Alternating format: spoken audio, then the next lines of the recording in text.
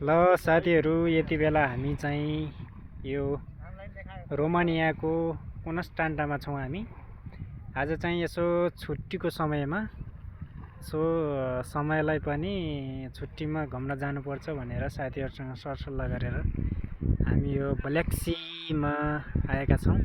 तपाईहरु देख्न सक्नुहुन्छ यहाँ चाहिँ यति ठुलो ब्ल्याक्सी छ। यहाँ मान्छेहरूको थुप्रै भिडभाड पनि छ। देख्न सक्नुहुन्छ तपाईहरु, यहाँसम्म देख्न सक्नुहुन्छ। यति यहाँ साइडमा चाहिँ होटेलहरू छ। यो चाहिँ होटेलको भाग हो गाइजहरु हैन।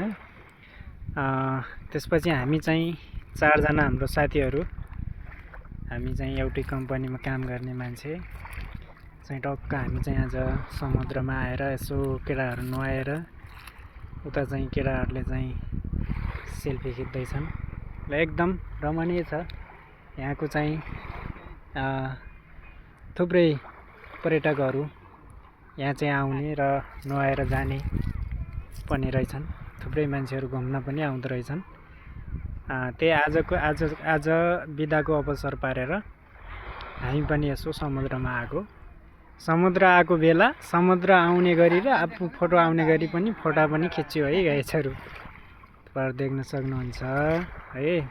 तपाईहरु पनि यो ठाउँ चाहिँ घुम्न कोही साथीहरू चाहिँ रोमानियामा हुनुहुन्छ भने, यो ठाउँमा आउनु भएको छैन भने तपाईहरु पनि यो ठाउँमा चाहिँ घुम्न आउनु होला भन्न चाहन्छु है। यहाँ चाहिँ यो समुद्रको भाग हो हैन। यहाँ चाहिँ यत्रो माथिसम्मको समुद्र छ। यो उता होटेलहरू छ सायदमा हैन। यहाँ चाहिँ एकदम रमणीय ठाउँ छ। तपाईहरु पनि आउनु होला है साथीहरू। यो कोनस्टान्टाको